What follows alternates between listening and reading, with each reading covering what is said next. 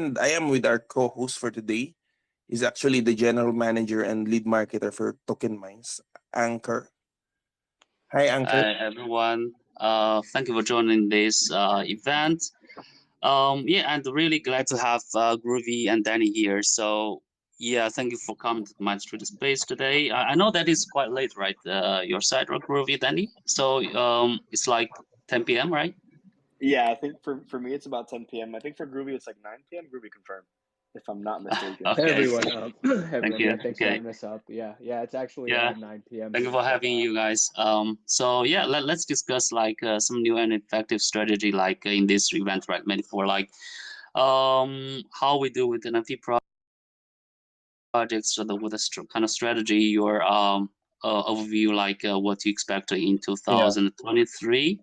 Yeah, Chris, maybe you can continue. Yeah. So before we start, guys, I encourage you to share this Twitter space. So as we will be discussing some very insightful things about the NFT market. So as the NFT market actually continues to grow and evolve, it's really important for us who are here in this space to stay informed and actually adapt to changes. So by gathering this diverse group of experts and thought leaders in the field, so we are actually hoping to gain valuable insights and inspiration for the projects. For example, you are an aspiring project owner. So here we are with our guests with the purpose of gathering these ideas and opinions and to discuss effective trends and strategies for NFT projects. So on top of that, we'll also be discussing if you are following their projects. So for example, we have our guests here from Just Ape. So they will be also discussing project plans with regards to own their own projects for 2023 in order for them to, stay ahead of the game. So with that being said, okay, so I think we can already start. We'd like to introduce to you our guests. So we have here Groovy and Danny Manhi from Just Ape. Hi guys, welcome. What's up? What's up? What's up? Yeah. I guess I can go ahead and take it away. So I'm Danny. I am the current brand ambassador for Just Ape. So meaning front-facing things like spaces, podcasts. Um, Quick little exciting thing before I move it over to Groovy. We did drop our Just Chatting podcast today.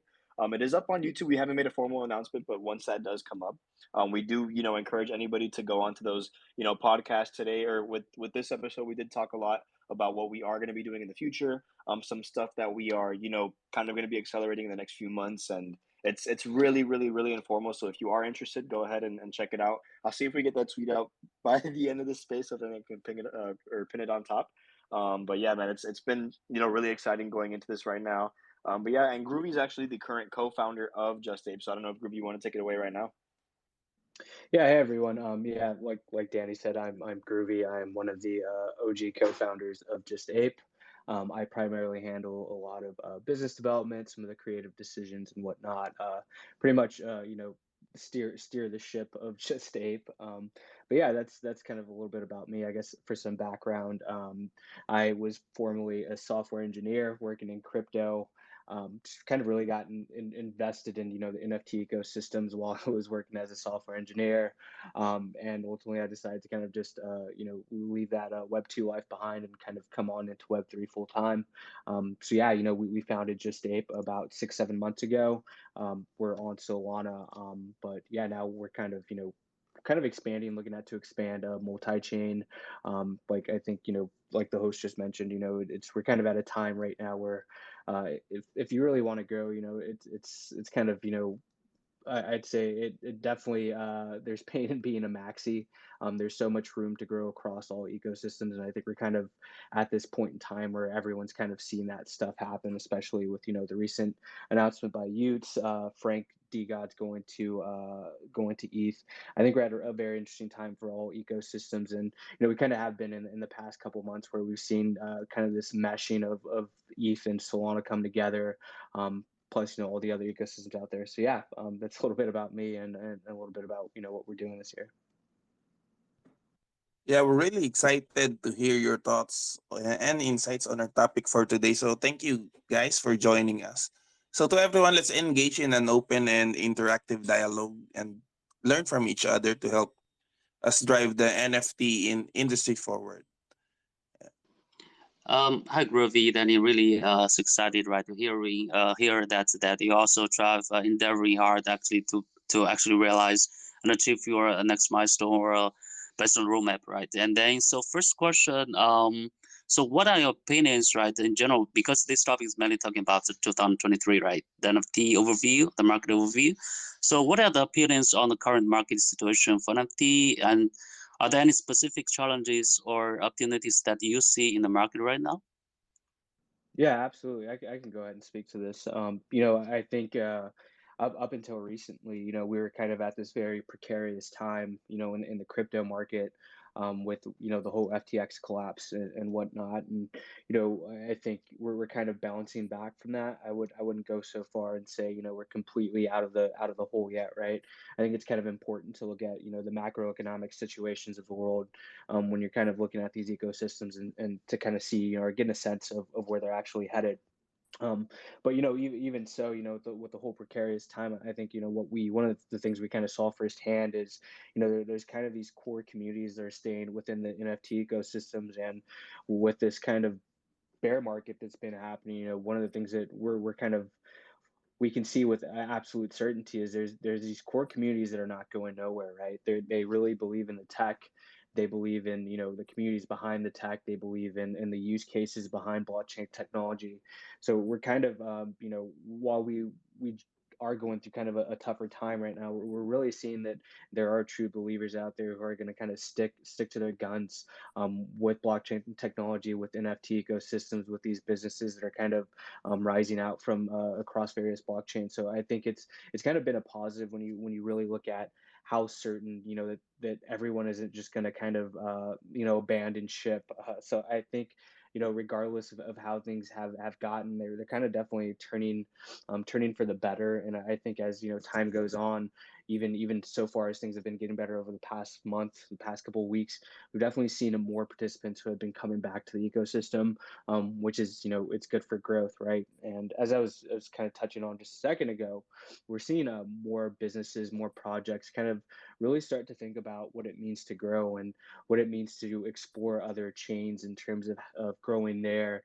Just kind of spreading that business, that IP across as many avenues of value as you possibly can. So I think we're kind of at a very interesting time where 2023 can set up to be a quite a big way for growth across all ecosystems. So I think as time goes on, it'll things will keep looking positive. Again, as I mentioned, earlier, there's no way to know things for certain, right? So it's not financial advice, but I think we're at a kind of a very good time after just going, through one of the biggest times of uncertainty these past couple of months. And I think, yeah, it's turning more to positive every day. So yeah, excited to see where 2023 leads.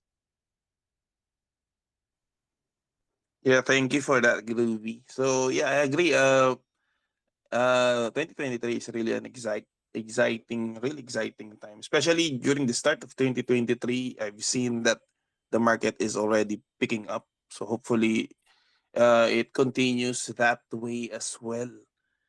So, how about you, Danny? Any insights about this one? Yeah, definitely. I mean, it's kind of just, kind of going about what Groovy said. Just kind of going back to like it is really, a pivotal time for, crypto, for Web3, and just the economy in general. And I'm really excited to see, how different projects adapt, including Just Ape. And I think that, with such a runway, with a project that has, so many ideas, so many plans, I don't think that there's any, or there is there would ever be, a better time to build. I mean, you always hear about stuff like building during the bear, building in the bear, but people don't really understand what that means until they actually see it come to light. And I think that these next few months, this next year, is going to be very pivotal to a lot of these projects that are on the blockchain, and seeing which ones strive, which ones strive even harder than other ones, and which ones come out and maybe they don't have a lot. And I honestly think that Just Ape fits in perfectly with those that are going to strive a lot harder than other ones. Reason being is the actual activations that we have planned, the different things that we have planned, these different juicy aspects of the projects that we're just going to start pumping out and making a lot bigger. I'm really excited to see how that happens. Playing out in this this very, like Ruby said, like you said, this very pivotal moment in Web3. So yeah, that's kind of like my insight on that. Yeah, thank you. And actually, I've observed that for Just Ape, you have a really strong community as well. So as Groovy has been mentioning that, okay, the supporters, some are leaving, but some are coming back. But then for Just Ape, I've really seen that you have really such strong community. Actually, I'm seeing a trend right now that I think you have been doing with your community. It's like, this is my ape. There are many like it, but this one is mine. So something like, similar to in the movie, right? Like, this is my rifle. There are many like it, but this one is mine. So I think this is really cool initiative as well. Then some really physical merchandise, you're also launching them, and even some coffee products. I've seen this. Yeah, can you shed light more into this community initiatives that we're seeing? So it just goes to show how strong Just Ape community is right now, Yeah. despite the bear market. Yeah. Yeah, definitely. And that, just to kind of like highlight a little bit on our community, like these initiatives, these things that the community does have been like very strong since the beginning. And it's one thing, and I don't want to, sound pretentious or cocky about this, but it's one thing to, see like a community that raids hard, that, really does go hard for their project, but ours just is like a whole different level. And these people, they'll stick, anything up for us. Like they'll do anything for us. They help us out with everything. And so we really do, like to kind of activate these things for the community. And I think, one thing that I do pride ourselves on, especially at Just Aid, is making sure that we have the means and the rights to, actually be able to empower our community, help them out with whatever initiatives they want to push. And that's something that, I don't see a lot of in other projects. And I think that, just kind of going along the line of where we are going and the things that we have been doing for them, it does really reflect in the community. And it's again, like when you're making an NFT project or any kind of project in general, like the number one thing that you have to have is that community trust, that community bonding. And I think, with the things that we have done, we have definitely gained that, and they trust us 100%. And it really does, just kind of bring joy to us, because it's like, well, that's great. Like if we had your backing, we know that, we're unstoppable, that there's nothing that can stop us, that we can just keep going. And it's gonna be pretty cool, like we were talking about earlier today. Just kind of seeing like how this year is going to be planning out or panning out. It's gonna be interesting to see, what our community does and how they actually react to this. Yeah, absolutely. I mean, just kind of jumping on there. I think one of the things you mentioned was, having like coffee, having, a fashion apparel line. So, when we kind of started, the business, we had this idea of what we wanted to do, the direction we want to go, and, all these alternative, revenue streams that we wanted to go ahead and get out there, right?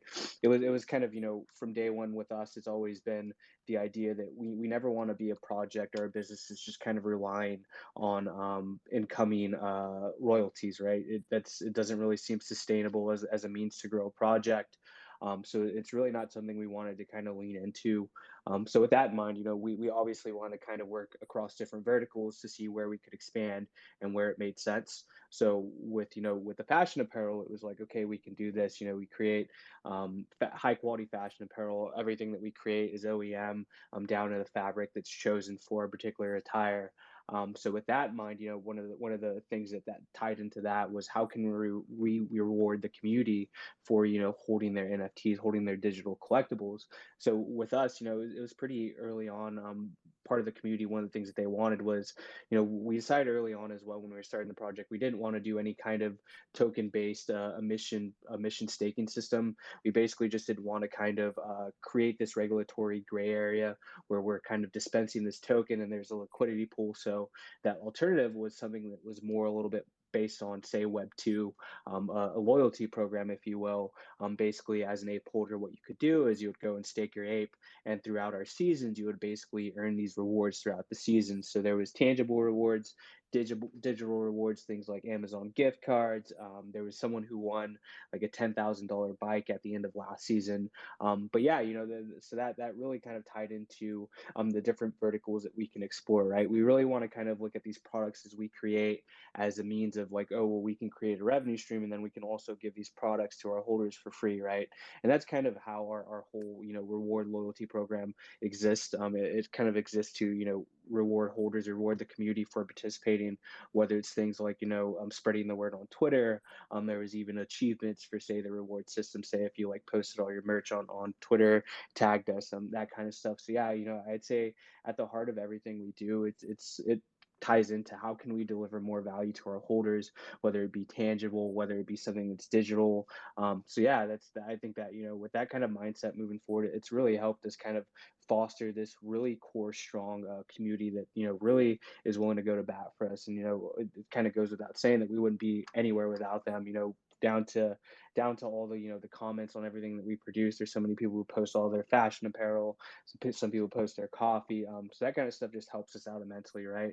And it's essentially quite another great way to market everything that we're putting out there, right? We basically give all the holders these things for free.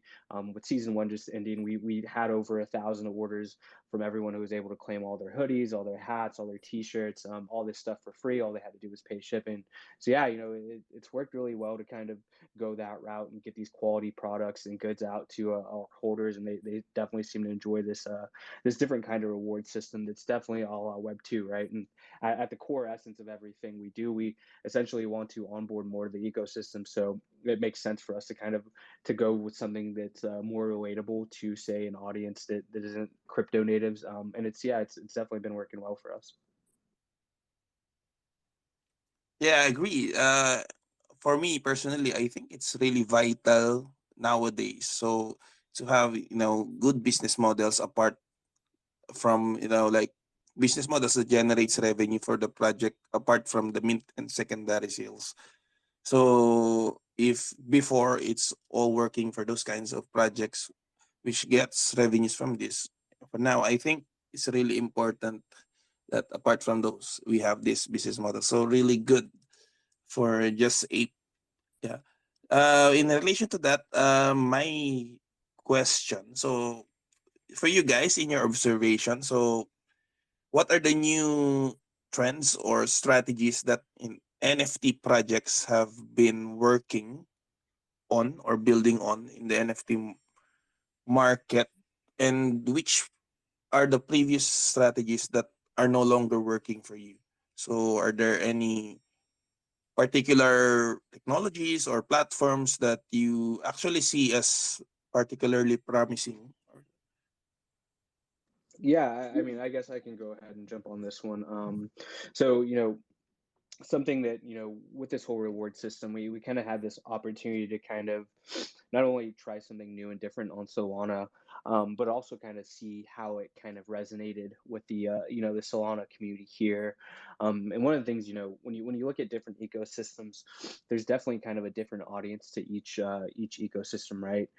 For Solana, I could say you definitely more have kind of like this Deegan culture, people that kind of like might enjoy gambling a little bit more. So it's been interesting to kind of deviate from the whole token meta, the passive income meta that was kind of booming whenever we launched. And it's been interesting to see how receptive the communities are to it, right? So the cool thing about one of the things we did is after we finished season one, we kind of put out these fillers or took pretty much surveys from our communities to kind of see how receptive they were to the ideas that we presented during season one. So we asked things like, what did you like during season one? What didn't you like? What would make it more appealing for you as a holder? Questions that were very much along those lines. And one of the things that we kind of really saw that is, as I mentioned earlier, there's that core essence of people that really who participated in the system and kind of saw how it worked, knew what they would get. They really enjoyed it, right? So that they really liked it. The step away from the passive income meta, and it's been interesting to see how well it's received on Solana as a whole. But one of the things, whenever we launched, we definitely assumed that it would be a little bit bigger, right? We assumed kind of these ideas to kind of maybe pop a little bit more in the ecosystem, and it didn't really seem like they did. So that kind of bleeds on to what you asked is, well, what's the next step? How are you guys going to kind of evolve and adapt, right? Because if anything, the way we're running Just Ape right now is we're running very lean. And when I say lean, we have small teams, and we do that so that we can move fast, right? We want to be able to pivot and kind of adapt when necessary. And one of the ways that we're doing that, and we haven't officially announced anything yet. We've kind of teased it, but one of the ways we're doing that is, we're looking at going multi-chain. So a couple months back, we kind of got in contact with Polygon and really want to kind of see, how, I guess, at the core essence of that thought behind that process was, how can we move closer to bigger brands to work with, right? We want to be on a chain that's closer to them. We want to be on this tech that they already utilize, and we want to position ourselves to just ultimately be closer next to them, right? So yeah, we started talking to Polygon, and just kind of discussing ideas, telling them our intentions, what we want to do, how we want to grow the business, the direction we want to go, the type of partners we want to make, and that's something that we're still currently, we have a lot planned, and we haven't announced anything yet, so I can't say exactly the direction that we're going. But one of the things that I can say is, what we do see right now on Polygon is we see these huge conglomerates that are choosing Polygon as a place to make their intro into Web3, whether it be projects or companies like Disney, whether it be companies like Adidas, whether it be companies like Nike. We're seeing a choice being made in terms of where they want to launch, and that really kind of that made us rethink our strategy in terms of, well, ultimately we want to do things or be closer to these brands. Well, ultimately we need to take steps to get there. So like I mentioned, we started different conversations with the Polygon team, who has been extremely helpful, and eager to help us, which has been really nice. And yeah, we're definitely, we have a lot planned, some of which we'll be announcing this week. But yeah, in order to grow, we really see, as I mentioned earlier in the conversation, we really see, it's kind of a no-brainer for us to kind of expand and reach for more market share, especially on a chain like Polygon, where there's an obvious gap for PFP collections and what it means to be a PFP collection nowadays, right? Just you think back like 6 months ago, maybe even like 8 months ago, there's a time where a PFP collection was just essentially a profile picture, right? And there's no utility, or there was no utility behind that particular profile picture. But we're definitely moving in a different direction where people want to see these different kind of integrations, even with just PFP collections, whether it be, like I mentioned, what we're doing is loyalty programs, whether it be physical integrations, whether it be something that people really goes, just whether it's just their identity. Yeah, we're kind of seeing, I think, a kind of a growth or expansion of what it means to be a PFP collection. And with that kind of evolution, we want to make sure that we're best situated to kind of best grow and scale up as we can. And yeah, I'd say the core essence of what that means in terms of our strategy is going multi-chain. Okay, thank you, Groovy. That's really impressive. And with all the plans for, like what you said, right, loyalty system, more utilities for your project NFT, and also, right, to communicating with the community and all these kind of like plans. So we also know, right, you started from last year, like that there were actually a lot of like all the also other NFT projects. So can you actually share with us that what propelled your project to success, and what are the unique things that you did that is different from other projects? And were there any specific strategies or tactics that you used to stand up in the market? Yeah, I mean, yeah, I think when we launched, we were kind of going through this hype meta of when there was this really big crossover of Ethereum players coming onto Solana. So we kind of saw this really interesting time for all this crossover. And also at the time we launched, there was, I swear there was about, I think, 4 other projects launching that week. There was also a couple projects that launched before that week. So it was just a massive time for the space. But yeah, in terms of what we did to kind of, or at least what I felt what we did to kind of set ourselves apart is we pretty much came out right and said, this is what we're going to do. This is everything that we're going to base the business around. This is what we want to do to get closer to, say, bigger brands. So yeah, downright to our actual mint. What we did is we launched in a really interesting way. Is we had a live launch event where all the team flew down to Austin, Texas, and we threw a live launch event that was in parallel with the Solana Hacker Houses. At that time, Magic Eden was also a co-sponsor for the event. So it was a really cool way to kind of launch our project, mint out, and then immediately have that event right after. That kind of planning that whole ordeal, it was a lot more difficult, than I expected. Kind of just being like, oh, we're gonna do a live launch event. It's gonna happen, a couple hours after mint. So it was basically, I remember when we minted, we had the whole team at Airbnb. The mint was going well, and then we were like, oh, okay, well now we have to go set up for the event. And then yeah, even down to part of the promises we made is, we knew we wanted to do fashion apparel just because it was tying into, all the network that we had. We want to make sure that we utilize all the team members, and we brought in some really good people, people that worked in the music industry, developing or selling, creating clothes there as well, creating fashion brands there. So one of the ways that we also added to that uniqueness of our live launch event is we had our first piece of fashion apparel available for free for whoever attended the event. We didn't have enough for everybody, but we definitely had more than a handful. And yeah, when we opened the doors to the event, all that stuff was gone within like 10 minutes. So it was cool to see, kind of like that first drop that coincided with, live launch with the entire team present to meet everybody who, people who minted, people who were just interested in learning about the project, the business. And then it was also like, it was pretty awesome to kind of tie that, that first deliverable to, that actual live launch event. So, from there, I'd say, one of the things that or at least, that I thought made us stand out is, we kind of came out with a set of ideas of, like I mentioned earlier, this is what we're going to do in the next few months. And, after we said we were going to do that, we went ahead and did it. Right. With our, like what I mentioned earlier, our loyalty program, the whole reward system, that was kind of born out of, community sentiment and the community asking for some sort of rewards program for holding the NFTs. So, we were like, okay, yeah, we'll go ahead and do that. We came out with this whole, system that made sense for us, made sense for the community. So it was kind of nice to kind of go through that whole process, see what that system actually looks like. It was very like battle pass kind of like video game based. So it was interesting to see how that, went with the first season, see how that was recepted, and yeah, just kind of finish all those deliverables that were accompanied to that season, right? Handling all the fashion apparel production, the fulfillment worldwide, launching different products like coffee, just really kind of exploring, where we can actually take the IP and, where it makes sense to expand. So I'd say, yeah, that's definitely, one of the more interesting things that I think that we've done since launch.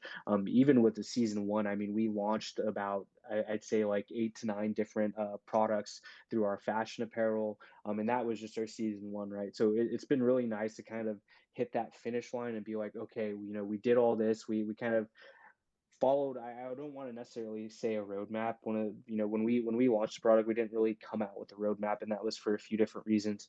We didn't essentially want to put ourselves in a position where we said we were going to deliver something and then, go 2 months down the line. It didn't really make sense for us to continue on that mission. So we wanted to be more fluid and adaptive, as I mentioned earlier.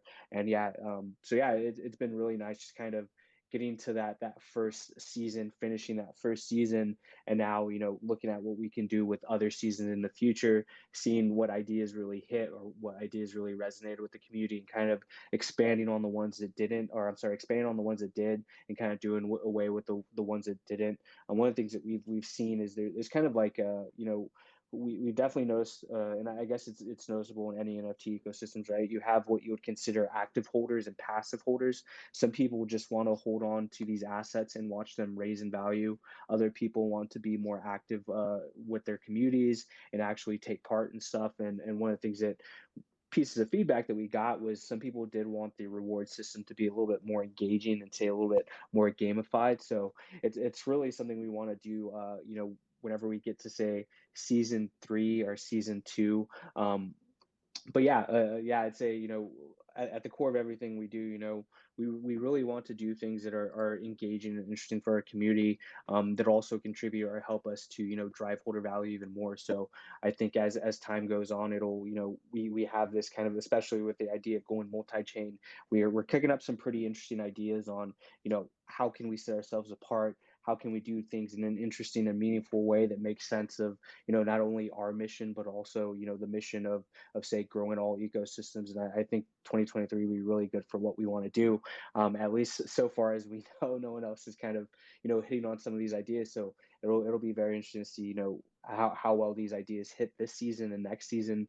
But I think for the most part, they're going to hit really well. So excited to roll those out and start making those announcements. Yeah, definitely. And I do kind of like really quickly just wanted to put in something really small, but just kind of going back to what he was saying about the live launch event. This is something that I kind of do want to highlight, especially with recent events. A lot of the actual fashion items that we have regarding the first season are rolling out, and we are getting tons of positive feedback on them. And I do want to say that that kind of like highlighted just the quality of the things that we had put out. And that we do own credit to Embroidery Boy, who is our in fashion or excuse me, our in-house embroiderer. He is the one that designed all the merchandise and all the the fashion items, and he really killed it with that. And I do want to say that that was something that we did pride ourselves on, that we do pride ourselves on, because again, it's about this identity that we did have, that we do have, and just something as simple as fashion items that comes out to be something that's super great in the background, super great that's gonna be coming out and really crediting us with that. And so I did kind of want to highlight on that because I feel like we haven't highlighted a lot on the fashion items or anything that we had done there. But just yeah, just wanted to put in my 2 cents.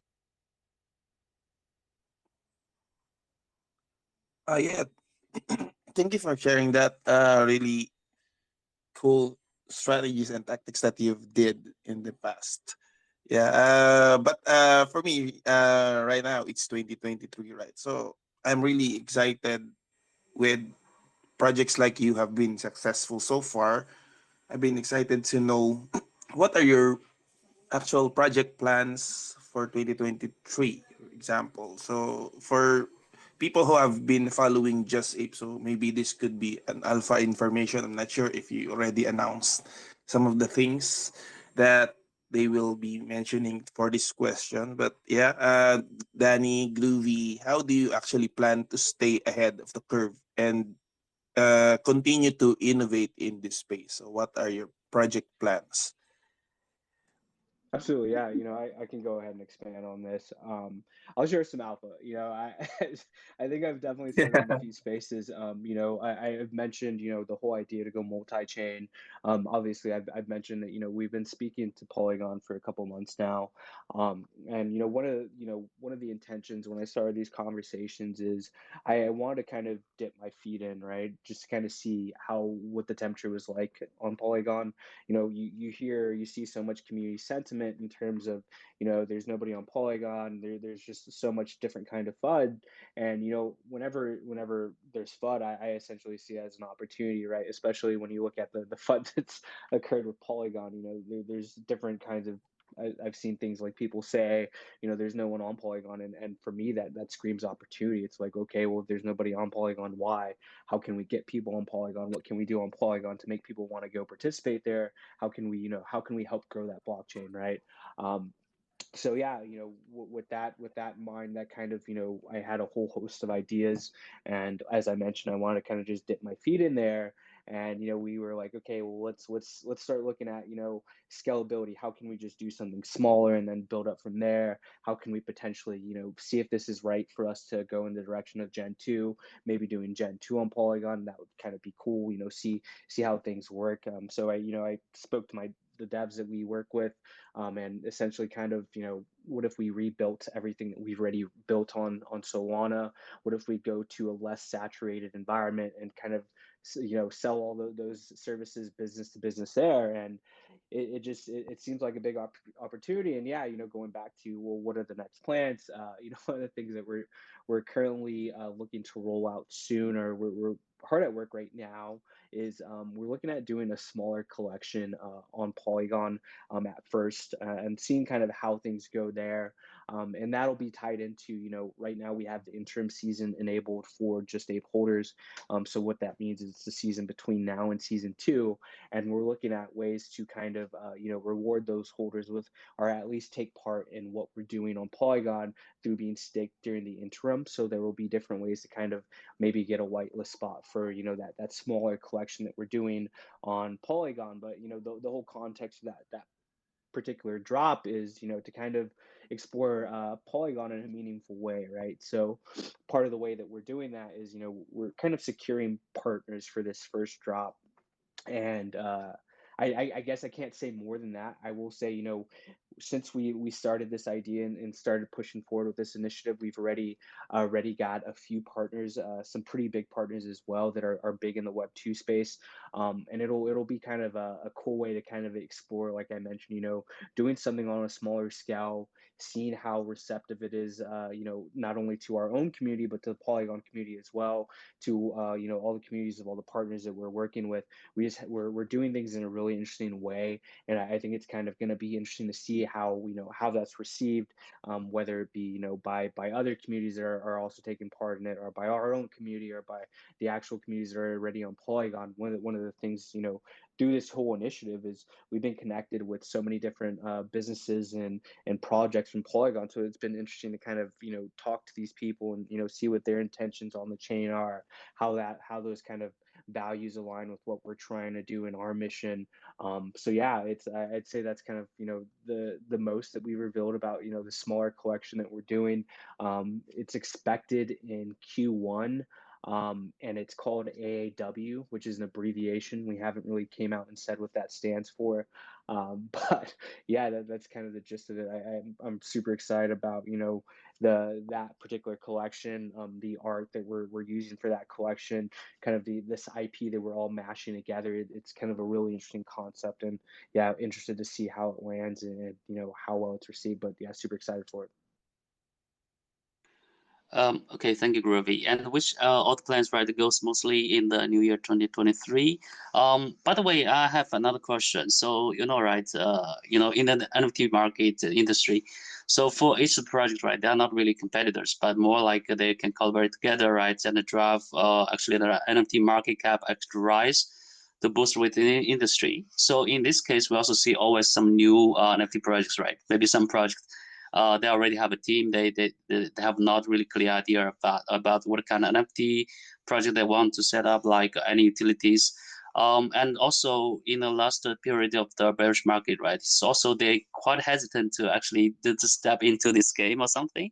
But for recently, since we see the pickup for the crypto market, we also expect a very promising and a good future for the NFT industry growing like from right now to next years. But for the new NFT projects launching like in this year, so what is your suggestion? Like, do you have that you have for them to be successful, and what are some key things to keep in mind when starting a new project in the NFT space?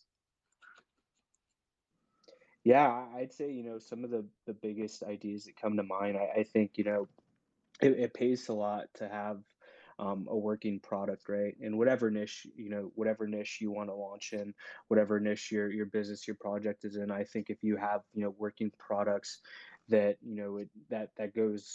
that goes a mile, right? I mentioned one of the ways that we launched is we knew we wanted to do fashion apparel, so we launched with we did the live launch event, which was also part of our not our roadmap, but say some of the things that we would be doing to kind of bring more brand exposure to the project, to the business, towards everything. So doing those two things, kind of coming out with these products, distributing these products, say at our first live launch event, we already had that immediate market feedback in terms of the stuff that you're delivering is high quality. That was kind of the instant feedback from that first apparel drop. So seeing that feedback immediately, and then kind of going through that same manufacturing product or that manufacturing process when it came to creating all our fashion apparel. We knew that we needed to kind of adhere to this high level of quality. We knew if we could deliver all those things that we were creating, that they would hit really well. And like Danny was mentioning, with the end of the season, we've been seeing a lot more people get all their packages worldwide, and that's kind of the consistent theme about everything that we're producing is the quality is great. And that ties into, say, the products that we're selling at Solana Spaces, who's one of our partners. We're selling real products in Hudson Yards in New York City, as well as in Wynwood in Miami. And that's kind of the thing that Bib, who is the CEO of Solana Spaces, will send me screenshots of of some of the closing notes every now and then from the store. And that's kind of the consistent theme from people that go visit these stores and buy our products is they always comment on the quality, right? And I think that kind of, for us, that's, that's one of our revenue streams. So for us, that means a lot to know that, we want to create a sustainable Web 2 business that's obviously, we're rooted in Web 3. So it makes sense for us to kind of, we want to expand this business over to Web 2.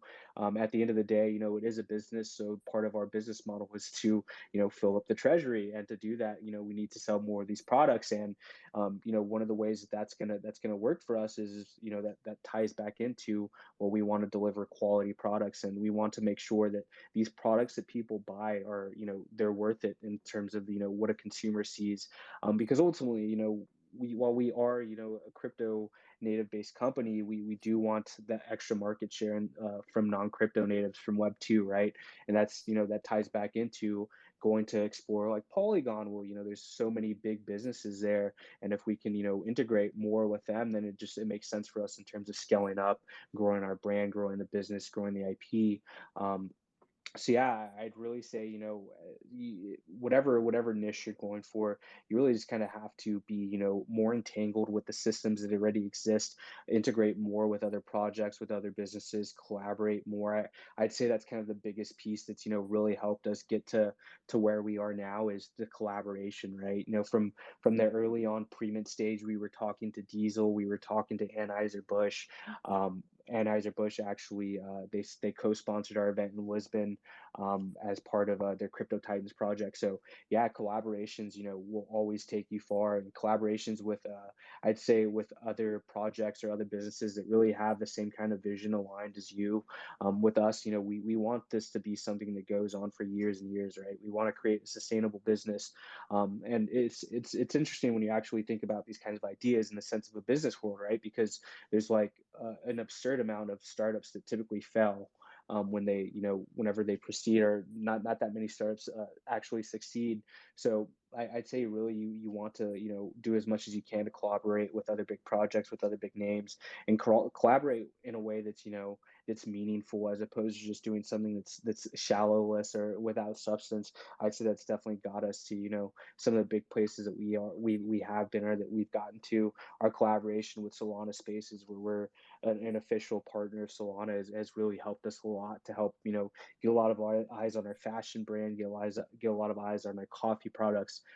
Yeah, collaborations just mean so much. And yeah, I'd say the last thing is kind of, don't come out with a roadmap. And it might not be a big, a big people might not be a big fan of this idea, but I think it's like, when you come out with a roadmap, you really kind of pigeonhole yourself into doing something that may not be favorable in a couple months time, especially if, you're planning too far ahead. I think there's a lot of value in having, like a plan A, plan B, plan C, having all these contingency plans, but don't set yourself up to just kind of commit to one course.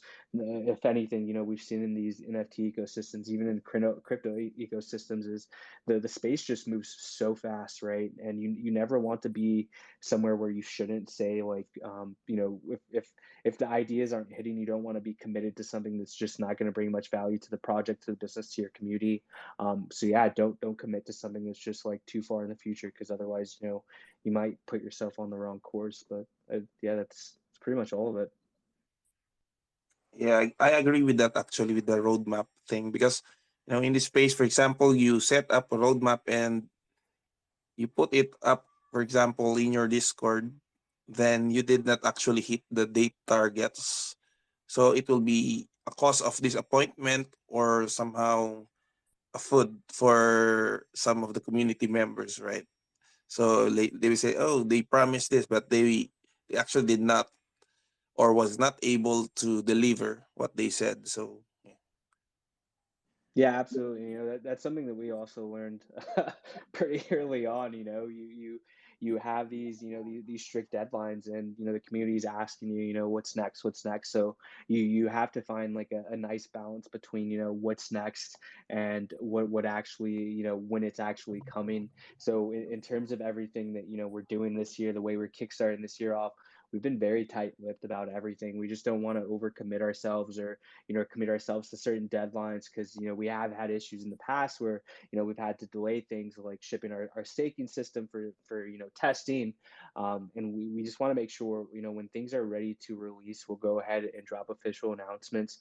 There's been so many people in Discord every day who will ask about what's next for season two, or when season two. And it's like, well, just wait for an official announcement. Just have confidence that we're planning out, but we're not ready to officially announce anything yet.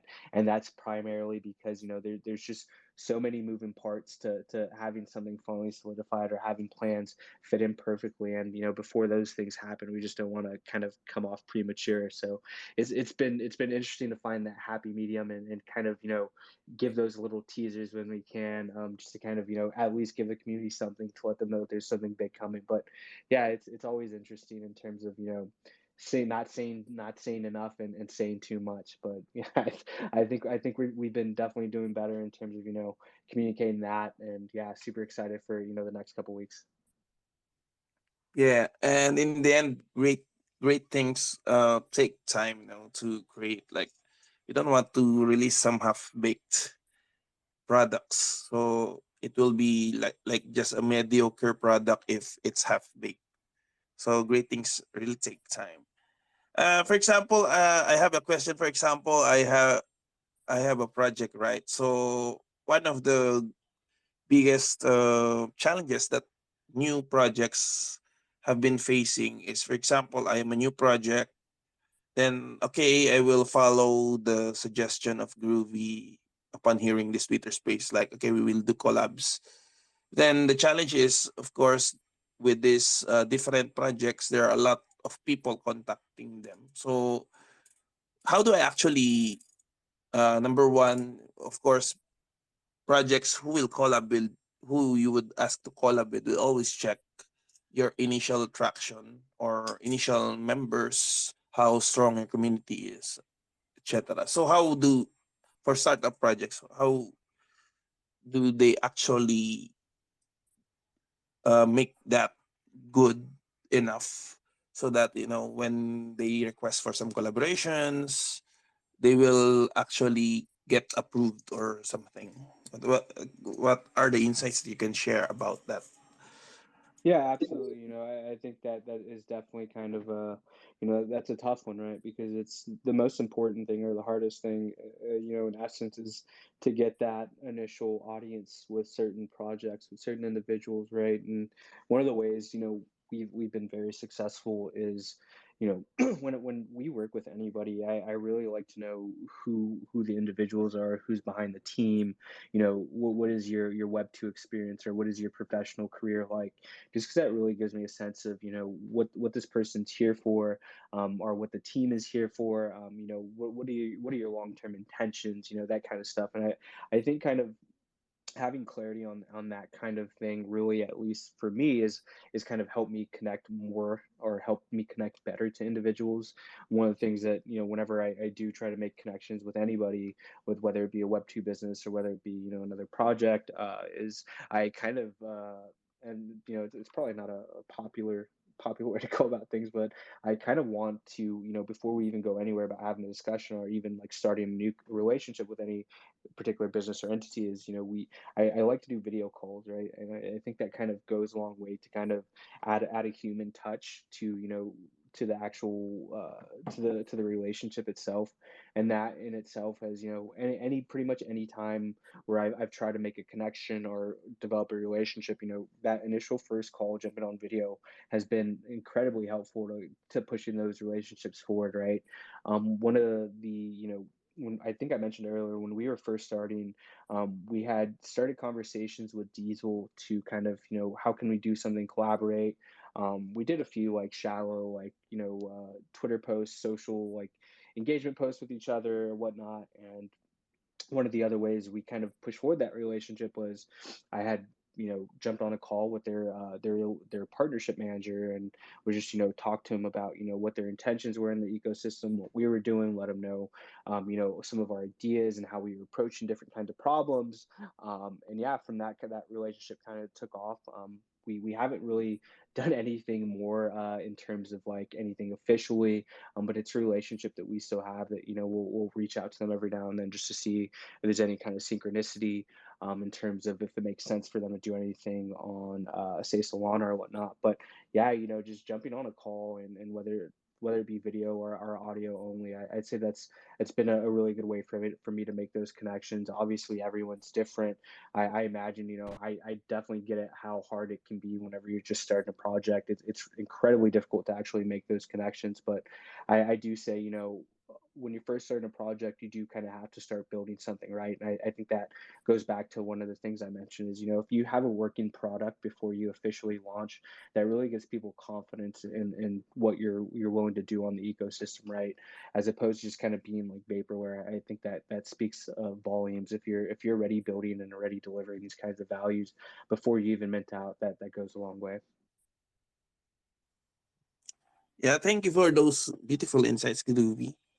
So, yeah, I think that would be all for my questions. And how about you, Anchor? Yeah, for me, it's all covered. Thank you, Groovy, Danny. Yeah, with that, we will be opening our stage for any questions coming in from our audience. So we have Groovy and Danny here from Just Eat. So one of the successful projects in Solana. So any questions from our audience, guys? Just feel free to request to speak. So you are all welcome here, and don't be shy. Just in case, so we are a small group today. So feel free to just ask. And if, for example, you have any questions with regards to the Just Ape project, if you're a follower of the Just Ape project, yeah, feel free to ask as well. So since the founders and the key opinion leaders of Just Ape are here.